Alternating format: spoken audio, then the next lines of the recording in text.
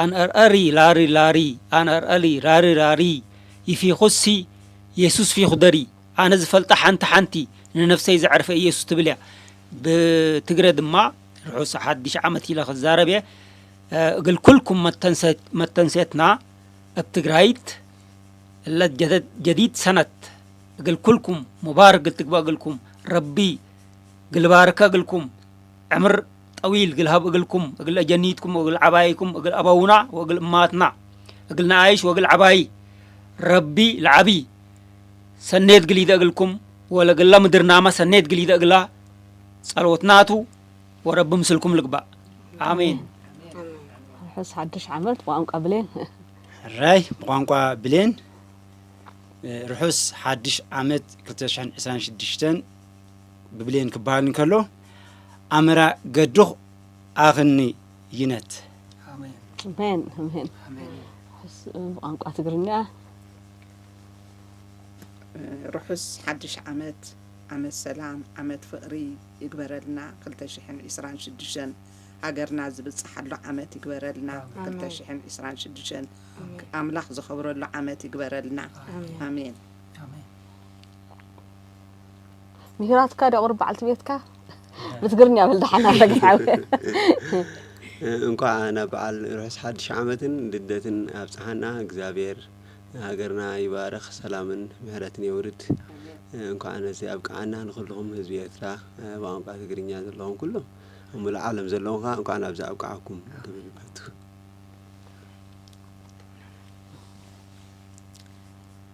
أساني أنا إن قالتامين أتا كاكاس كاكوماسي كيدي شود كيتي كشات كفر يواتانا كاكاس كاكومان كيدي شود كيتي عفيت قالا سلم قالا برا قالا غوغد قالا عفيت قالا كما قالا تمن ناسوك يسوع كريستو كي دبو آمين እግዚአብሔር ይባርክኩም دقيمنا رحوس حدش عمت سنيتكم تقبع ما شاء الله حجين بعر كفرات سمعتنا قال እግዚአብሔር እንካፈለሉ ሰዓትዩ ምሳና ክጽንሒኩም አገልጋሊ ሓውና ደሳለይ ቃል አምላኽ ከካፍላና እዩ ናኡ ከነብሊና راي እግዚአብሔር አምላኽ ዝተመስገነ ይሁን በመጀመሪያ እቲ ኣብ ልዕሊ ኩሉ ምልክን ስልጣን ዘለዎ አምላኽ ስሙ ይባረኽ ክብርን አምላኽ ይሁን ካብ ቁጽሩ ወጻኢ ዝኮን ዘይኮነ ንኩሉ ዝቆጻጸር አምላኽ ኣብ ኩሉ ዝነብር ኩሉ ዝፈልጥ ኩሉ ዝኽእል አምላኽ ምህላውና አዚና ክንሕጎስ ይግባና አምላኽ መስገን ለዚ እዛ አምላኽ እዚ አምላኽና በዚ ነተሐጎስ በመቀጻል ካብ መጽሐፍ ቅዱስ ቃል አምላኽ መዝሙር 65 13 ተቀስልዋ ንኩላህና መባይናሞ ሽዑ ኣብታ تقص 11 دقيقة سقط بنا هنزاربنا مصحف قدسنا مزمور داوود 65 كاب حدا جميره وأملاخ أبصيون بهدات يمسكنوخا مبصعون نعها خفصم إيو أتاسألو تتسمع كل سجا نابها خمس إيو أبسا برتعني نسخا نمجهزنا يقرأ كتب ليخا أبوتا حضر زحاري خايو زغرب خايو نسب بصو إيو ببركة بيتك بقدوس مقدسك نصقبنا أتا أملاخ مدحنا نخلو وسنات مدرن نرحق بحرتاتن مع قوبي زخونك سلطان تعطيك بحيلك نخران زصنعك همام بحرتات همام معبلاتو وقعتا أحزاب تهدئ بزفره نجر بصدقي كتملسنا إخا أوسن مدري زنبروخا بتأمرتخا يفرحو نبراق معرابن إلل تبلن نمدري تبصحن الأغلق تبلان عزيخة تهبتما ربا أملاخ ما يمليو نمدري خمزي غيركا مس أدالوها يا اغلي تدالو اللهم ننجحتات تستيو ندن كنا تمدمدو بزناب تلملمو نبقلا تبارخو نعمت بسهالها تخللا عسركا سبحي ينتبتب عب سوحي برخا ينتبتب قربيت بتحقواس عتقا أساوح بمقواسات يخدن لسيتات أغلي يقولبب إلل يبلون يزمرون علو يبلون እግዚአብሔር አምላኽ ተመስገነ ይሁን እዛ معرف እዚኣ ክንሪኣ ከለና ካብቲ ኣዝያ ትሐጉሰኒ እንታይ الناس بمسجانا جميرة بقلتها تود كبرنا أملاهون انتايلو وأملاه أبسيون بهدأ انتاي قبروها يمسجنوها إلي جمرمو دحارجن إلل يبلون يزمرون إلهم إلها تود እግዚአብሔር አምላክ ስሙ ዝተባረኸ ይሁን ኣብዚ እንተዳር ኢናዮ ተን ጥቕሳት ሓደ ብሓደ እንተዳር ኢናየን ብፍላይ ድማ ኣብ ጥቕሲ ካብ ጥቕሲ 5 ጀሚርና እንድሕር ኢናዮን ኣምላኽ ከምታ ቀዲምና ኣብ መተው ጀምርናዮ እቲ ልዑላዊ ዝኾነ ኣምላኽ ኣብ ልዕሊ ኩሉ ልዑላዊ ዝኾነ ኣምላኽ ልዑላውነቱ ንርኢና ካብ ጥቕሲ 5 ንራያ ኣታ ኣምላኽ ምድሓና ንኩሉ ወሰናት ምድርን ንርሑቕን ባሕርታትን معقوبة زخونك سلطان تعطيك بحيلك نخران زطنعك همام بحرتاتن همام معبلات وقعتها هزابن التهد بتفرحنا قد بصدق اختمل سنة إخاء كبرنا أملاهون كمنا بلون أوسن مدري زنبرو قاء بتأمر تخايفره نمرقن معرابن إلل تبلن نمدر تبصحات على تبلن عزيخة تهبت ما ربا أملاح ما يملئ له نمدر خمس غير كامس أدالها يا إخلي تدالو لهم نابلا فترات كي ترفه انساهات كي ترفه معبلات كي ترفه نبول انتنا غوره ان تقس العلاونتو ابو سلطان كم زلويو دزاربنا كبرنا املاحون اذنتايو قدمتا نبتا ازينا كلنا نفلطان نفتوان تقس 10 حاجه مبصحي كبلو دله ነገር እንታሉ ኮይኑ نعمت راي زي كونسي املاح نقولو زقوصاصر املاح كبرنا املاحون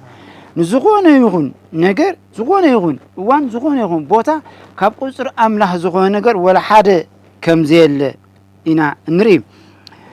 كومون اتا تقص 10 حاجه زلا ግን نعمت بمتى تخلالو بسهلي تخللا عمت كيترفسي اب قدم املاح انتي تقصاصيروا زحلف زبنات كله اب قدم املاح اب تحتيو اب قصصرو مخانو كنفلت اتلعلاونت املاح اصبيقو نارداتنان ناغلصتلنان تخيد معرافيا ابزان عمت بسهلها تخلا تبل دما عمت كيترفس اب قدم املاح انتاي يخون انتاي يفصم اب قدم املاح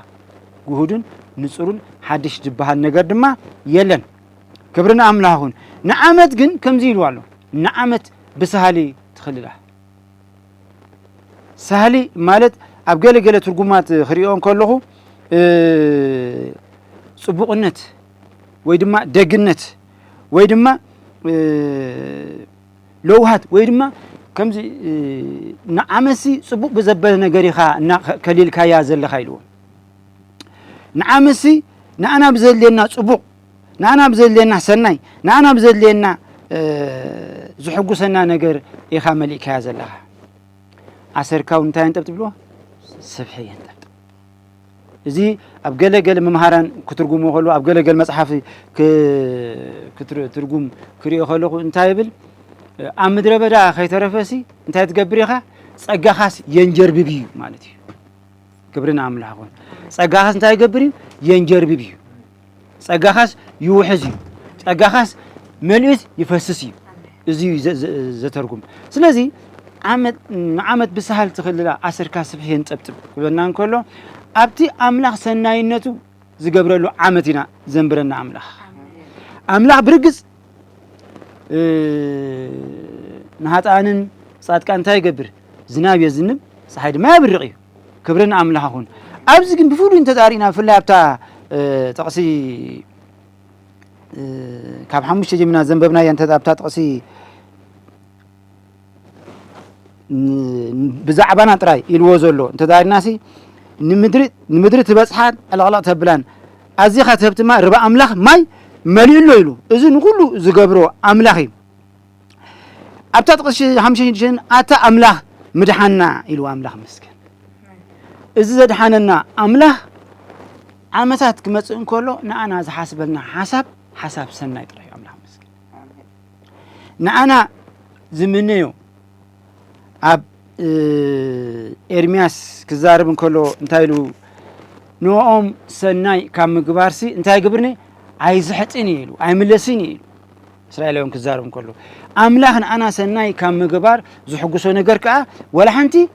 የለን ክብርና ኣምላኽ ስለዚ ዓመታትና ኣብ ቅድሚ ኣምላኽ ቁፁር ኣብ ቅድሚ ኣምላኽ ሰናይ ኣብ ቅድሚ ኣምላኽ ብሳህልን ምህረት እንታይ ዝኾነ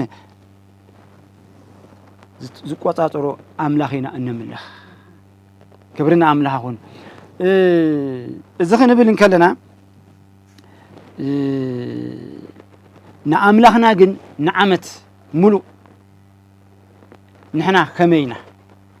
ኣምላኽና ኣና ብሳህሊ ኸሊሉ ብስብሒ ድማ እናንጠብጠበ የንብረና እዩ ኣምላኽ መስገን ከምኡ ኢና ኣነ ሓሳቡና ኣና ንሕና ኸ ንኣምላኽ ከመይና ዓመታት እናሓለፍናዮ ክንከይድ እንከለና ኸ ከመይ እናበልና ክንሓልፍ እዩ ዝግባአና ወይ ድማ ኣምላኽ ንኣናስ ከምዚ ካብ ኮን ንሕና ኸ ንኣምላኽ ከመይ እናኾንናሉ ኢና ክንከይድ ብዝብል ኣብ ያዕቆብ እንተዳሪእና ኣብ ያዕቆብ ምዕራፍ 4 ዘሎ ሓሳብ ክንርኢና ኣብ ያዕቆብ ምዕራፍ 4 ዘሎ ሓሳብ ጥቕሲ 13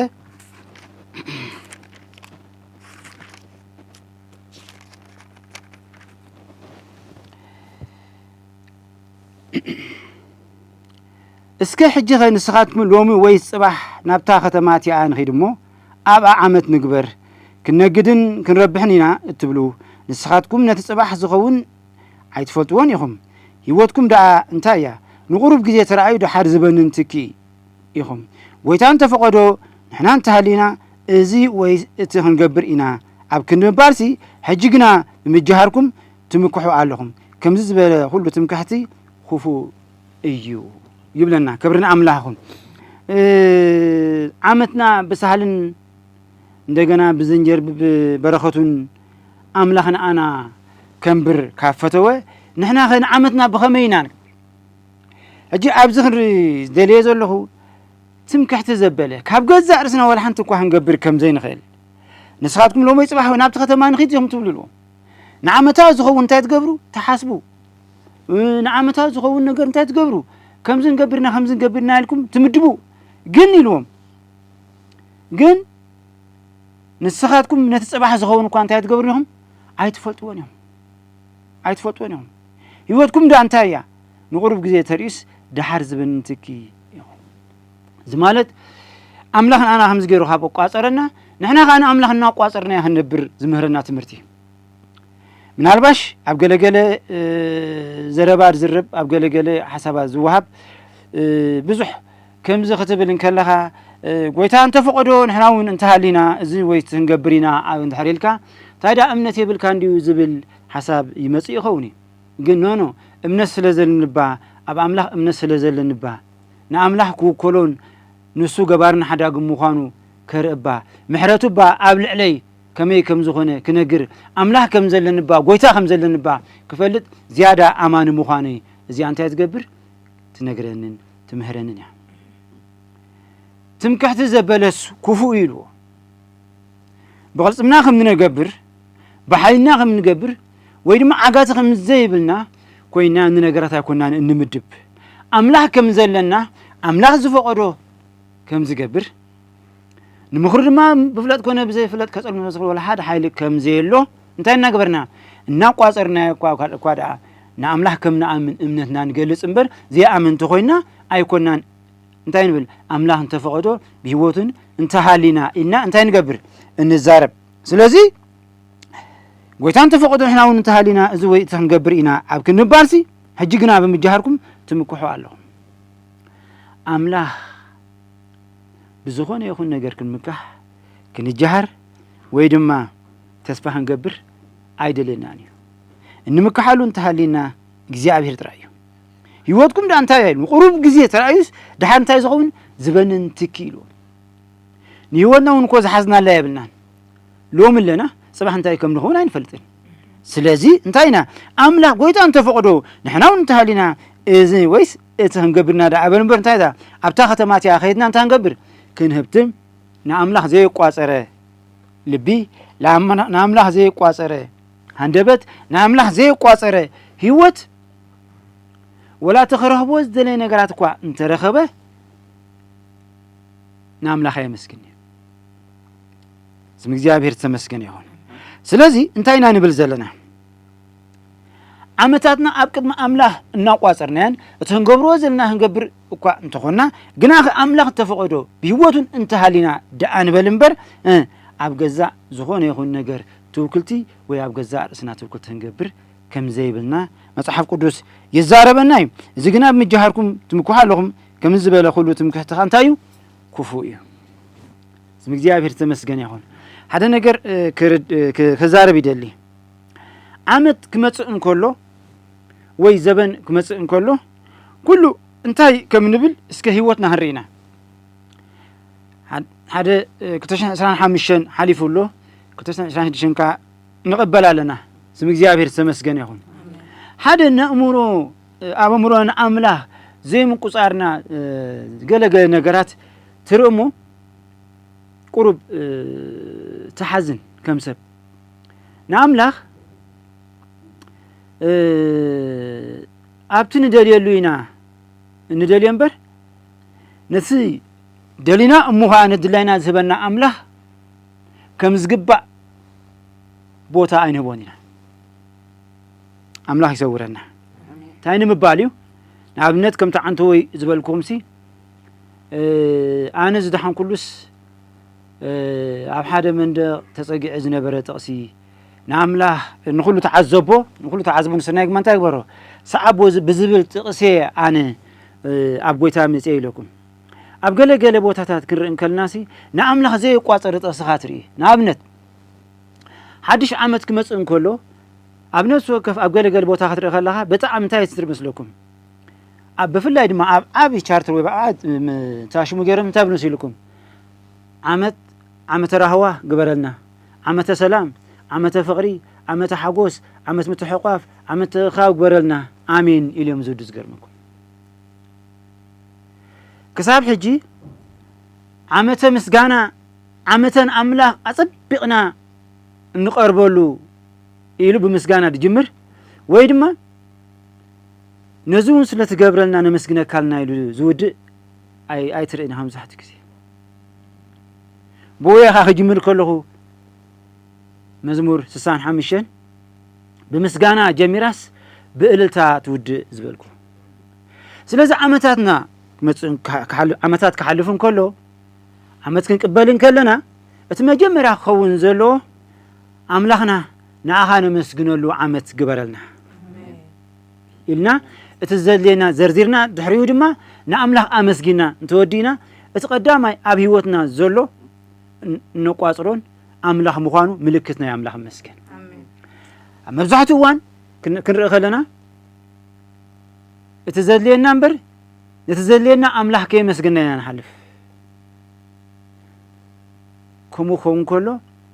እንታይ ይመስለኩም? ንርእስና ኢና እንታይ ንገብር ዘለና ንነብር ዘለና።